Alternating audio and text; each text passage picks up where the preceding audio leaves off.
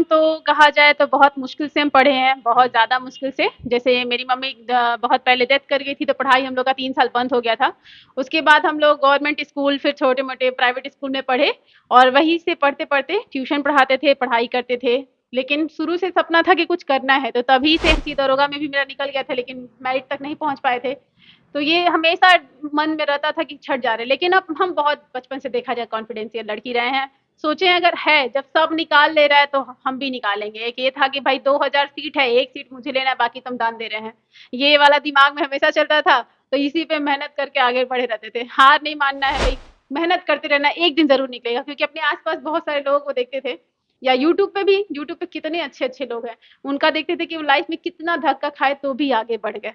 तो भाई आदमी जितना धक्का खाता है ना, बेहतर बनता है। और एक बात है, अगर आप जितना छट रहे हैं, जितना आप बार-बार आप कहीं न कहीं निकाले जा रहे हैं, हम है कि जब एग्ज़ाम काफ़ी दूर है, फॉर्म वॉर्म नहीं आया, तो 1 सेट प्रैक्टिस करें। एग्ज़ाम का डेट आ गया है या फॉर्म आ गया है, तो 2-2, 2-2 प्रैक्टिस मारना है। कभी-कभी तो कोशिश कर रहे हैं 3 भी मारना है, ठीक है? तो प्रैक्टिस जितना सेट पे नजदीक आए बढ़ा जितना देना। नज़दीक है, सेट प्रैक्टिस बढ़ा देना है। बाकी जो रिवीज़न है, वो कम करते जाना है, क्योंकि सेट प्रैक्टिस में हर चीज़ रिवीज़न लेवल का कुछ भी दिया रहता है। जैसे कि मैंने सेट प्रैक्टिस बनाया है, थे रुक्मणी का, वो बेहतर है, वो लगभग बेहतर है बाकी की तुलना में। और एल्यूटेरिया का भी बनाया है, लेकिन थोड़ा टफ सेक्शन है। रुक्मणी में बहुत हर चीज़ डिटेल डिटेल दिया हुआ है, तो आप वहाँ से रुक्मणी का सेट प्रैक्टिस मार सकते हैं, वो अच्छा है। भाई शॉर्टकट कुछ नहीं है, आपको डिटेल पढ़ना, अफेयर से अपडेट रहना है। उसके लिए यही है कि रेगुलर न्यूज़पेपर से जुड़े रहिए, रेगुलर न्यूज़ देखते रहिए। न्यूज़पेपर नहीं हो पा रहा है तो ऑनलाइन न्यूज़पेपर मिल ही जाता है, न्यूज़पेपर अपना पढ़िए, उससे आप अप टू डेट रहेंगे। हर चीज़ जब कुछ बदलाव होगा तो उसी कड़ी से जुड़ा हुआ हिस्से में होगा, तो एक कथा की तरह आपको हर चीज़ याद होते रहेगा कि सब जगह क्या चल रहा है। तो रेगुलर न्यूज़ देखते रहिए। और आप मंथली कोई मैगज़ीन ले लीजिए, जैसे जो भी काम कर रहे हैं, व्हाटएवर वी डू, हम पढ़ रहे हैं। अगर नहा रहे हैं, खा रहे हैं, खाना बना रहे हैं, तो भी लेक्चर कहीं चल रहा है जिसको हम हल्का-फुल्का भी सुन रहे हैं, ठीक है? तो पढ़ाई के लिए कोई टाइमिंग नहीं होता, आप हमेशा पढ़ते हैं, क्योंकि जब तक हाथ में जॉब नहीं आता, आपका पूरा फोकस उधर ही रहता है। तो इसका कोई टाइम नहीं है कि 5 घंटा, 6 घंटा, 7 घंटा, आपका पूरा ध्यान उस पे रहना चाहिए। साथियों, अभी हम लोग उपस्थित हैं एग्जाम टूर चैनल पर और आप लोग का लगातार कमेंट आ रहा था कि किसी भी दरोगा का एक इंटरव्यू लिया जाए जिसमें पीटी, मेंस और फिजिकल और मेडिकल तक की संपूर्ण रणनीति बताई जाए। तो श्वेता जी मेरे साथ उपस्थित हैं, इनसे जानेंगे कि किस तरीका से ये करंट अफेयर पढ़ी, साइंस के लिए इनका क्या रणनीति था, फिजिकल के लिए इनका क्या रणनीति था, सेट प्रैक्टिस कैसे की, यानी कि हिस्ट्री, ज्योग्राफी, पॉलिटी, इकोनॉमी सभी को मिला के आपका ए टू जेड रणनीति मिल जाएगा। श्वेता जी आपका स्वागत है एग्जाम टूर पर। जय हिंद आप सभी को। सबसे पहले बच्चे लोग का कमेंट आया था कि जो अभी समय है, सभी बच्चे पढ़ाई तो कर रहे हैं लेकिन उनको टेंशन हो जा रहा है कि कब वैकेंसी आएगी कि नहीं आएगी। तो इस संदर्भ में चूंकि बिहार पुलिस का कल देखे होइएगा, आपका क्या सोच है, आप क्या सोचती हैं? देखिए, वैकेंसी का वेट नहीं करना चाहिए। इतना तो पता है कि वैकेंसी आएगी, गवर्नमेंट है तो वैकेंसी देगी ही, इसका वेट नहीं करना है। अपना प्रिपरेशन पूरा 100% बना के रखना है। जैसे मेरे ट्यूशन के कुछ बच्चे हैं, मतलब हम भी शुरू से पढ़ाते आए हैं, तो हम ये नहीं कहे हैं कि वैकेंसी आएगी तो पढ़ना। उनका बचपन से टारगेट था कि इसको करना है। जैसे मुझे ही पता था कि मुझे करना है, तो या 10th है या 11th, 12th या ग्रेजुएशन है, अपना टारगेट तभी बन गया था और उसी रणनीति पर उसी समय से हम चल रहे थे। तो बहुत लोगों का कमेंट होता है कि अब पढ़ना चाहिए कि नहीं, फॉर्म आने के बाद पढ़ना चाहिए, ऐसा नहीं होता है। सपना तो बचपन से संवारा जाता है और उस पर हमेशा मेहनत किया जाता है, तब हम आगे चलकर सफल हो पाते हैं। सफल हो पाते हैं। एक बात बताइए, आप बोली कि आपका रणनीति पहले ही बन चुका था कि आपको दरोगा बनना है। तो आपका एजुकेशनल बैकग्राउंड क्या था, थोड़ा सा उस पर बताइए। एजुकेशनल बैकग्राउंड तो कहा जाए तो बहुत मुश्किल से हम पढ़े हैं, बहुत ज़्यादा मुश्किल से। जैसे मेरी मम्मी बहुत पहले डेथ कर गई थी, तो पढ़ाई हम लोग का 3 साल बंद हो गया था। उसके बाद हम लोग गवर्नमेंट स्कूल, फिर छोटे-मोटे प्राइवेट स्कूल में पढ़े और वहीं से पढ़ते-पढ़ते ट्यूशन पढ़ाते थे, पढ़ाई करते थे। लेकिन शुरू से सपना था कि कुछ करना है, तो तभी से हम जीके का बुक पढ़ते थे। एक रत्न सागर की किताब थी मेरे घर पर, उस समय हम रत्न सागर की किताब पढ़ते थे। जो अवेलेबल था वो पढ़ते थे। तभी से जीके प्रैक्टिस में हाथ बैठाए हुए थे। पता नहीं था कि आगे करना कैसे, क्योंकि पहले यूट्यूब तो था नहीं हाथ में, लेकिन इतना पता था कि कंपटीशन में ऐसे बनता है। गांव का इलाका था, कुछ खास उतना पता नहीं था, लेकिन उसी हिसाब से पढ़े लो, पहले से ही प्रिपरेशन का अपना रखे लो कि आगे चलकर ये सब चीजें काम देंगी। एक बात बताइए, मतलब आप कोई कोचिंग क्लास वगैरह नहीं की, केवल सेल्फ स्टडी करके आप इस मुकाम पे पहुंचे? हाँ, हम कभी कोई कोचिंग नहीं किए हैं, कोई क्लास नहीं किए हैं और यूट्यूब बहुत बाद में आया है, तो यूट्यूब का भी क्लास हम उतना नहीं किए हैं, ज़्यादातर अपना बुक से ही कवर कर रहे थे, ठीक है? देखिए आपसे बता दें सबसे बेस्ट रणनीति ये दे पाएंगी क्योंकि इनके पास आर्थिक समस्या के कारण ये कहीं पर भी क्लास वगैरह नहीं की, सेल्फ स्टडी करके आज इस मुकाम तक है। तो इनसे सबसे पहले बताइए श्वेता मैम जी, जो पीटी का तैयारी था आपका, जैसे history, geography, polity, economics, science, इस सब के लिए आपका रणनीति क्या था? पीटी का पेपर जो होता है, प्रीवियस ईयर पेपर हमने उठाया था। प्रीवियस ईयर पेपर में हर बार वैरायटी कुछ अलग था। इस बार भी जो जो पीटी दिया था, ये 20 वाले बैच वाले में या 19 के बैच में, हर बार पीटी की रणनीति कुछ अलग होती है। मेंस में तो सिलेबस जो लिखा रहता है उसी से लगभग आता है। मेंस इजी होता है क्योंकि इसमें पता होता है कि ये चीज आते हैं, ये सेक्शन मुझे पढ़ना है। लेकिन पीटी का रणनीति कुछ अलग होता है। उसमें आपको बहुत कुछ देखना है क्योंकि क्वेश्चन क्या बनेगा कोई कभी-कभी नहीं आउट जानता ऑफ है। सिलेबस भी दे दिया जाता है, आउट ऑफ पिछला बार सिलेबस ही पीटी रहता है। पीटी का क्वेश्चन बहुत हाई लेवल, इसीलिए आपको हर चीज कवर करके रखना है। पीटी में आपको बहुत कुछ पढ़ना है, जबकि मेंस में आपको छटा हुआ चीज पढ़ना है। इसलिए पीटी के लिए काफी मेहनत करना है। और देखा जाए तो जब हम प्रिपरेशन करने बैठते हैं तो बहुत सारी चीजों को पढ़ते हैं भाई। हर चीज ही हम पढ़ते हैं पीटी के दौरान। बहुत पहले से ना प्रिपरेशन था, तो पीटी के समय में हम बहुत ज्यादा नॉलेज में रह जाते हैं क्योंकि हर जो भी हमको दिखता है वो चीज हम पढ़ते हैं। ठीक है। पीटी के लिए यदि देखा जाए तो हिस्ट्री, चूंकि बिहार में कोई भी एग्जाम होता है तो हिस्ट्री पर विशेष फोकस हो, हिस्ट्री के लिए आपका क्या रणनीति था, उसमें भी मॉडर्न के लिए आप क्या करती? मॉडर्न हिस्ट्री के लिए मेरे पास शुरू में तो सोर्स ऑफ ल्यूसेंट था। बाद में पता चला क्राउन। बहुत सारे बुक मैंने देखे, इधर उधर बुक से इकट्ठा करना, कॉपी में नोट्स बनाना। फिर पता चला कि एनसीईआरटी पढ़ने से बहुत बेसिक नॉलेज होगा तो उससे काफी बेहतर रहेगा। तो मॉडर्न हिस्ट्री के लिए मैंने एनसीईआरटी पढ़ा। एनसीईआरटी से आप पढ़ी? मॉडर्न हिस्ट्री मैंने पढ़ा एनसीईआरटी, बिकॉज वहां से क्वेश्चन बहुत बनते हैं। और बिहार में जो भी चीज बनता है लगभग वो बिहार से रिलेटेड रहता है। ठीक है। अगर घटना चक्र में देखते हैं तो वहाँ यूपी पीसीएस से ज्यादा क्वेश्चन लिखा हुआ है। तो वो सब क्वेश्चन कभी बिहार में पूछे नहीं है। ठीक है। मतलब जो बिहार से रिलेटेड है उस पर विशेष ध्यान बच्चे को देना हाँ, चाहिए। जो भी अगर चीज आप पढ़ रहे हैं वहाँ बिहार से रिलेटेड देखिए इतिहास को, तो वहां से आपको क्वेश्चन एकदम पक्का है कि वहीं से बनता है। साइंस के लिए क्या करना चाहिए, चूंकि साइंस अभी आप देख रहे हो जो भी एग्जाम हो रहा है वो बीपीएससी हो जाए या कोई भी बिहार में एग्जाम हो रहा है, साइंस का लेवल अप किया जा रहा है, तो साइंस के लेकर आपका क्या रणनीति था, बच्चे क्या करें? साइंस तो वाकई में साइंस के लिए थोड़ा मेहनत ज़्यादा ज़रूरत है। 12th तक तो मैंने किया है मैथ से, तो मेरी साइंस अच्छी थी। ग्रेजुएशन हम आर्ट से किए, पॉलिटिकल साइंस से। तो उसके बाद थोड़ा साइंस मेरी वीक पड़ी थी, लेकिन हम हमेशा पढ़ाते रहे थे तो साइंस लगभग बेहतर था। साइंस कोई टफ नहीं है। अगर आप साइंस को हल्का फुल्का भी पढ़ते चले, कोई बड़ी चीज नहीं है। देखा जाए जीके टफ है कि इसको याद करना है, साइंस को तो सिर्फ समझना है। ज्यादातर क्वेश्चन बायोलॉजी से होता है, बायोलॉजी हमारे आसपास दिखता है, तो उसको महसूस कीजिए, उसको समझिए, अपने आप याद हो जाता है। ठीक है। तो बायोलॉजी पे टफ मेहनत नहीं है। फिजिक्स तो और इजी है। केमिस्ट्री में बहुत कम क्वेश्चन बनता है, तो भाई वो थोड़ा अटपटा है, तो केमिस्ट्री से क्वेश्चन भी देखा जाता है एग्जाम में कम ही बनते हैं। बच्चे लोगों का लगातार कमेंट था करंट अफेयर को लेकर, यदि एग्जाम में देखा जाए, दरोगा एग्जाम को देखा जाए, तो 15 से 20 या 30 भी कभी कभी पूछ दिए जाते हैं, तो उसको लेकर क्या करना चाहिए और आपका क्या रणनीति था? 20-30 वाकई में 30 क्वेश्चन कहेंगे, 30 से 35 चल जाएगा करंट अफेयर। करंट अफेयर तो बहुत इंपॉर्टेंट है। अगर हम कुछ भी पढ़ रहे हैं और भारत के प्रेजेंट के बारे में मुझे नहीं पता तो क्या फायदा पढ़ने का। इतिहास, बायोलॉजी या साइंस, जो भी चीज है सब एक तरफ है, लेकिन करंट अफेयर से अपडेट रहना है। उसके लिए यही है कि रेगुलर न्यूज़पेपर से जुड़े रहिए, रेगुलर न्यूज देखते रहिए। न्यूज़पेपर नहीं हो पा रहा तो ऑनलाइन न्यूज़पेपर मिल ही जाता है। न्यूज़पेपर अपना पढ़िए, उससे आप अप टू डेट रहेंगे। हर चीज जब कुछ बदलाव होगा तो उसी कड़ी से जुड़ा हुआ हिस्से में होगा, तो एक कथा की तरह आपको हर चीज याद होते रहेगा कि सब जगह क्या चल रहा है। तो रेगुलर न्यूज देखते रहिए। और आप मंथली कोई मैगजीन ले लीजिए, जैसे हम एक समय पीडी भी पढ़े हैं। फिर जैसे पीडी का किताब होता है उसमें लगभग क्वेश्चन सारे एग्जाम में आ जाते हैं। पीडी की किताब से बीपीएससी में बहुत टैली करता है और दरोगा के एग्जाम में बहुत टैली करता है। सर पीटी, मैम पीटी का तो रणनीति हो गया, लेकिन आप पीटी के लिए बच्चे सोचते हैं कि पढ़ाई तो कर लेते हैं, लेकिन कभी कभी क्या होता है, समय अभाव हो जाता है, या कितना मैं पढ़ाई किया इसको जांचने का एक तरीका होता है सेट प्रैक्टिस। तो सेट प्रैक्टिस किस तरीका से करना चाहिए और कौन सा बुक से करना चाहिए जो उसके लिए बेहतरीन हो? हाँ, ये है। अगर हम पढ़ रहे हैं और हमको पता ही नहीं है कि हम क्या पढ़े और मेरा रिजल्ट क्या आया, तो इससे कुछ नहीं हो पाने वाला है। तो सेट रेगुलर मारना और कोशिश ये करना है कि जब एग्जाम काफी दूर है, फॉर्म हम नहीं आया, तो एक सेट प्रैक्टिस करें। एग्जाम का डेट आ गया है या फॉर्म आ गया है तो दो प्रैक्टिस मारना है। कभी कभी तो कोशिश करना है 3 भी मारना है। ठीक है। तो प्रैक्टिस जितना नजदीक है सेट प्रैक्टिस बढ़ा देना है। बाकी जो रिवीजन है वो कम करते जाना है, क्योंकि सेट प्रैक्टिस में हर चीज रिवीजन लेवल का कुछ भी दिया रहता है। जैसे कि मैंने सेट प्रैक्टिस बनाया है, बहुत एक सेट टेस्ट भी बनाए थे रुक्मणी का, वो बेहतर है। वो लगभग बेहतर है बाकी की तुलना में। और एडिटोरिया का भी बनाया है लेकिन थोड़ा टफ सेक्शन है। रुक्मणी में बहुत हर चीज डिटेल डिटेल दिया हुआ है, तो आप वहां से रुक्मणी का सेट प्रैक्टिस मार सकते हैं, वो अच्छा है। मतलब डिटेल पढ़ना आजकल के लिए बेनिफिशियल होगा, क्योंकि डिटेल से प्रश्न पूछे जा रहे हाँ हैं। हाँ, आप सोच रहे हैं शॉर्टकट, भाई शॉर्टकट कुछ नहीं है, आपको डिटेल पढ़ना होगा। मैं अपने चैनल से भी हमेशा बताते रहती हूँ कि हर चीज आपको डिटेल ही पढ़ना है, कुछ भी शॉर्टकट नहीं है। और शॉर्टकट करेंगे तो दिक्कत आ जाएगी ना, अभी इसका तैयारी कर रहे हैं, फिर वो फॉर्म छूट गया, फिर उसका तैयारी करेंगे। उससे अच्छा हम एक बेहतर रणनीति के साथ पूरा प्रिपरेशन करके बैठे और हर तरह के एग्जाम को दे और हर तरह का एग्जाम हम भरे। मैम आपका तो मान लीजिए पीटी ठीक रहा, पीटी सभी बच्चे तैयारी कर लेते हैं, मेंस मेंस को लेकर जिससे उनका सब कुछ उसी पर निर्धारित होता है। यदि मेंस आप अच्छा कर रहे हैं तो आपका मेंस के लिए आपका रणनीति पीटी वाला ही था या कुछ चेंज की थी? पीटी का रणनीति तो अलग ही चीज था। पीटी में कभी कोई खास रणनीति हम नहीं देखे हैं, पीटी में हर चीज हम पढ़े हैं और मेरा सारा पीटी निकला है।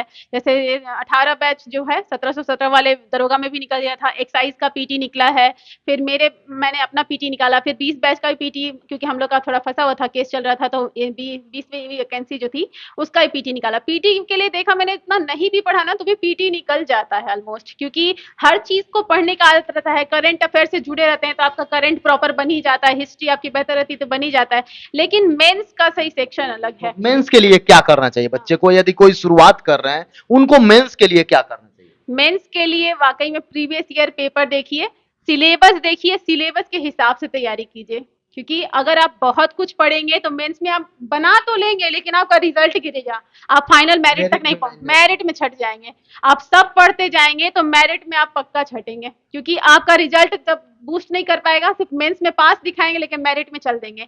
तो आपको एक सही रणनीति बनानी होगी, आपको प्रीवियस ईयर पेपर और सिलेबस जो दिया रहता है मेंस का उसके हिसाब से पढ़ना होगा और उसको बढ़िया से डिटेल पढ़ना होगा। अगर आप अकबर से रिलेटेड क्वेश्चन है ना तो उसको डीप में पढ़िए, ये नहीं कि अकबर का ऊपर ऊपर काम देख लिए। हमेशा मुगल वंश से क्वेश्चन रहता है और बहुत डेप्थ में ही पूछता है मेंस में।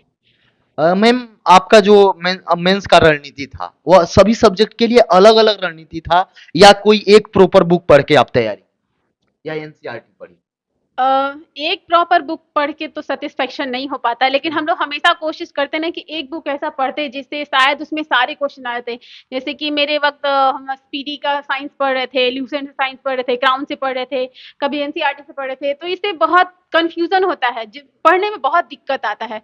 तो हमेशा आदमी सोचता है कोई ऐसा बुक होता जहाँ पे सारे कलेक्शन हो जाते, भले बुक की साइज कितनी भी मोटी क्यों ना हो, वो एक जगह इकट्ठा रहता, तो मैं वहां से पढ़ लेती और हर चीज मैं वहां पे इकट्ठा एक जगह मुझे मिल जाता, तो इजी पड़ जाता मेरे लिए। फिर लास्ट में रिवीजन करना इजी पड़ जाता, छांटते छांटते कम कर लेते हैं हम उसको। तो ऐसा बुक हमेशा सर्च करते हैं, देख रहे हैं, अगर कोई ऐसा बुक मिलता है तो हम आपको जरूर बताएंगे। लेकिन हाँ, साइंस के लिए अगर आप पढ़ रहे हैं तो बुक से पढ़िए और जो आपको डाउट है उसको यूट्यूब पे जाके उस चैप्टर को समझ लीजिए, खत्म कहानी, और एक नोट्स बना लीजिए उसका। आप कितना घंटा समय देती थी? बहुत अभ्यर्थी का ये तो समय पूछना नहीं चाहिए, लेकिन अभ्यर्थी पूछते हैं कि टाइम टेबल बनाते हैं, आपका क्या रणनीति था, टाइम टेबल आपका क्या था? Time table, time table important है। रात में सोते समय ही अगला दिन का रूटीन लिखा जाना चाहिए कि क्या करना है। कभी नहीं कि सुबह उठ के रूटीन लिखेंगे तब उस पे करेंगे, नहीं, रात में सोते समय ही रूटीन लिखाना चाहिए कि अगला दिन मुझे ये चीज कर लेना है। तो ये टाइम टेबल नहीं है, हम जो भी काम कर रहे हैं, वॉट एवर वी डू, हम पढ़ रहे हैं, अगर नहा रहे हैं, खा रहे हैं, खाना बना रहे हैं, तो भी लेक्चर कहीं चल रहा है जिसको हम हल्का फुल्का भी सुन रहे हैं, ठीक है। तो पढ़ाई के लिए कोई टाइमिंग नहीं होता, आप हमेशा पढ़ते हैं, क्योंकि जब तक हाथ में जॉब नहीं आता आपका पूरा फोकस उधर ही रहता है। तो इसका कोई टाइम नहीं है कि 5 घंटा, 6 घंटा, 7 घंटा, आपका पूरा ध्यान उस पर रहना चाहिए। फिजिकल में बहुत सारे अभ्यर्थी क्या होते हैं, कई एक बार जो आप बोली कि सभी एग्जाम आप निकालती थी, बहुत सारे अभ्यर्थी मेरे पास कॉल करते हैं और पूछते हैं, हर बार उनका फाइनल हो जाता है लेकिन कुछ अंकों से छट जाते हैं। फिजिकल के लिए क्या करना चाहिए? क्या आप फिजिकल जब दरोगा का वैकेंसी आया उसी समय से शुरू कर दी या पीटी के बाद शुरू की या मेंस के बाद शुरू की? आप कब से शुरू? फिजिकल के लिए तो मैंने थोड़ा पहले से हल्का फुल्का वॉक करते थे, एकदम हाई लेवल फिजिकल नहीं करना चाहिए, क्योंकि अगर वैसा फिजिकल करेंगे तो थक जाएंगे और पढ़ ही नहीं पाएंगे, ठीक है। और प्रॉपर मैंने मेंस के वक्त बिल्कुल फिजिकल नहीं किया था, क्योंकि मुझे अपना मेंस में बढ़िया रिजल्ट देना था, तो हमने मेंस के वक्त नहीं फिजिकल किया था। पीटी के वक्त थोड़ा सा फिजिकल करते रहते थे, वॉक करते थे। मेंस के वक्त लगभग बंद कर दिए थे जब एग्जाम सर पे था। मेंस के तुरंत बाद फिजिकल चालू कर दिए थे, लेकिन फिजिकल चालू करते हुए धीरे धीरे करना चाहिए, ये नहीं सोचना चाहिए कि फिजिकल इज टू टफ, दरोगा के लिए फिजिकल कुछ भी टफ नहीं है। पुलिस का फिजिकल टफ है, बहुत टफ है, ठीक है, लेकिन दरोगा का फिजिकल बहुत ईजी। आप थोड़ा थोड़ा भी अगर उस पर रेगुलर मेहनत करेंगे, आधा घंटा 1 घंटा भी वॉक करेंगे, तो अपने आप स्पीड बन जाएगी और पूरा हो जाएगा। क्योंकि एकेडमी में तो ऑलरेडी आपको 10 किलोमीटर दौड़ाया जाता है एकेडमी में 10 किलोमीटर दौड़ाया हर बात पे। छोटे छोटे काम के लिए मतलब डेली उतना वो चलता है एकेडमी में, तो आपका पैर अपने आप दौड़ता है। वेट मैटर नहीं करता। मैं खुद 80 किलो की थी। वेट में नहीं कर। वेट मैटर नहीं करता। जब हम फिजिकल पास किए थे वहां पे, तो वहां वो बोले थे कि बहुत मोटी लड़की में फिजिकली निकाल ली, और मेरा पैर भी फ्रैक्चर था उस दौरान। तभी बैंडेज बांध के हम फिजिकल अपना कवर कर लिए थे। बहुत बहुत मुश्किल आया था, थैंक गॉड, लेकिन हो गया था।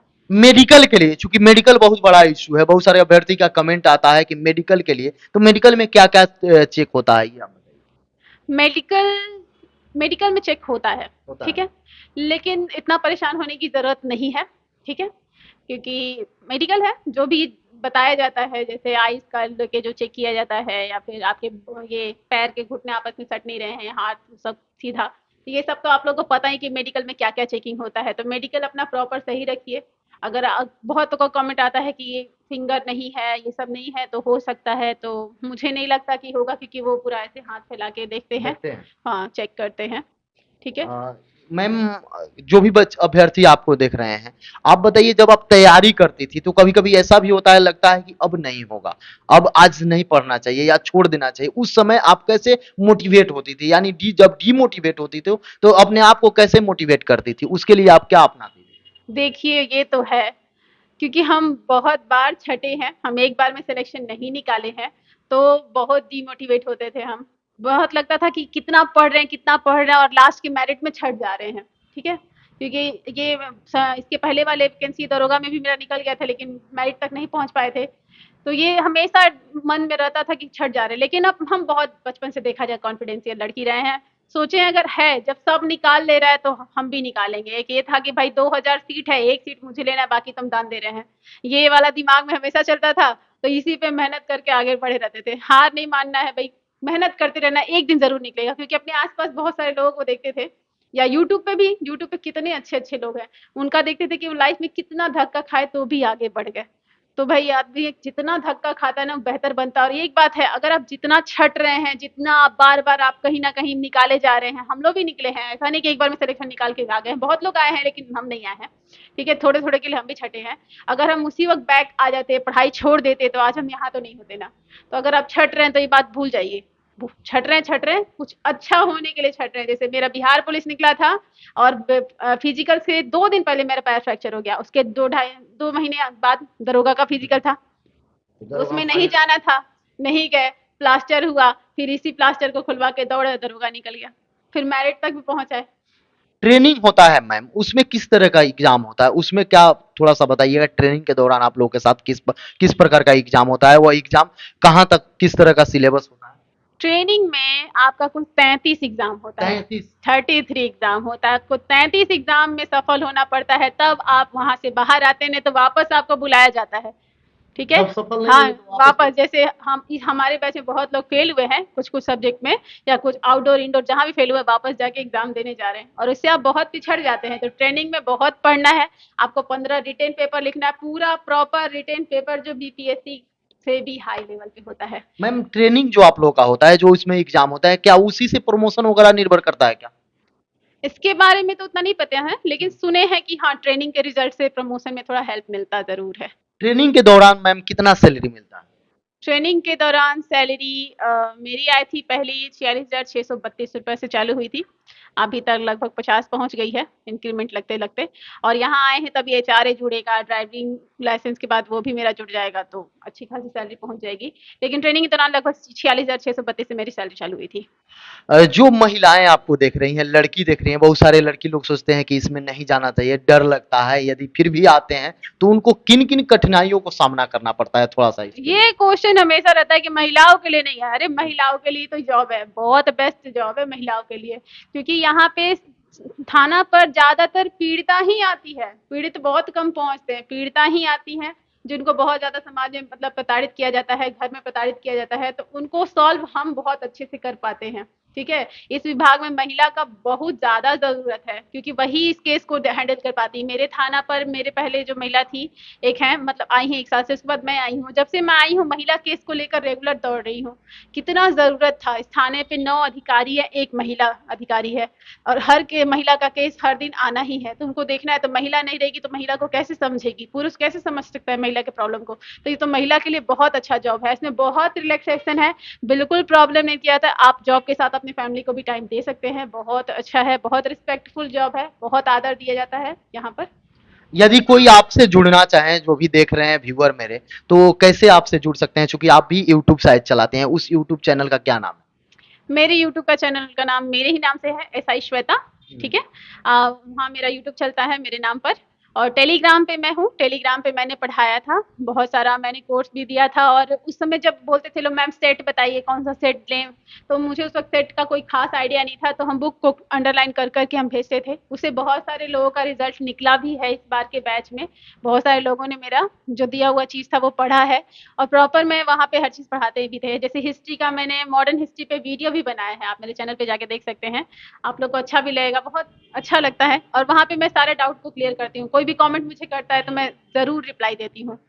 जो भी अभ्यर्थी आपको देख रहे हैं, उनके लिए आपका क्या संदेश होगा? उन अभ्यर्थियों के लिए आप क्या संदेश दीजिएगा? बहुत लोग अभी सोच रहे हैं, बैठ रहे हैं कि वैकेंसी कब आएगी, हमेशा इस पे कमेंट रहता है वैकेंसी कब आएगी, आप लोग कहते हैं वैकेंसी आएगी तब जाके हम पढ़ेंगे। ऐसा नहीं है भाई, आप पढ़िए ना, आप करते रहिए मेहनत, वैकेंसी आएगी तो हम एकदम पूरा प्रॉपर तैयार तो रहेंगे, बैठेंगे और एग्जाम निकाल लेंगे। अब वेट करेंगे कि वैकेंसी आएगी तब हम एग्जाम करने के लिए, तब हम पढ़ने बैठेंगे, तो ऐसे पढ़ाई नहीं होगा। ऐसे लोग कुछ नहीं कर सकते। जो कुछ करना चाहते हैं, कुछ बनना चाहते हैं, वो 4 काम करते भी कर सकते हैं। जैसे मेरे लाइफ में मैं हमेशा ट्यूशन पढ़ाते रह गई। ये नहीं था कि मैं बैठ के रूम में बैठ के किताब कॉपी पढ़ते हुए तब जॉब निकाली हूँ। मुझे अपना घर भी देखना था, अपनी पढ़ाई भी देखनी थी, अपना खर्चा भी देखना था अपने बुक का। तो वो सब करते हुए, पढ़ते हुए यहाँ पर आए। बिना कोचिंग ट्यूशन किए हुए ये आज दरोगा बनी है। आप भी बन सकते हैं, यदि आप गांव में रहते हैं तो भी आप तैयारी कर सकते हैं। मैम जो रणनीति बनाई है उसको आप अपनाकर अपने मुकाम को जरूर प्राप्त कर सकते हैं। मैम, समय देने के लिए बहुत बहुत धन्यवाद आपका। धन्यवाद।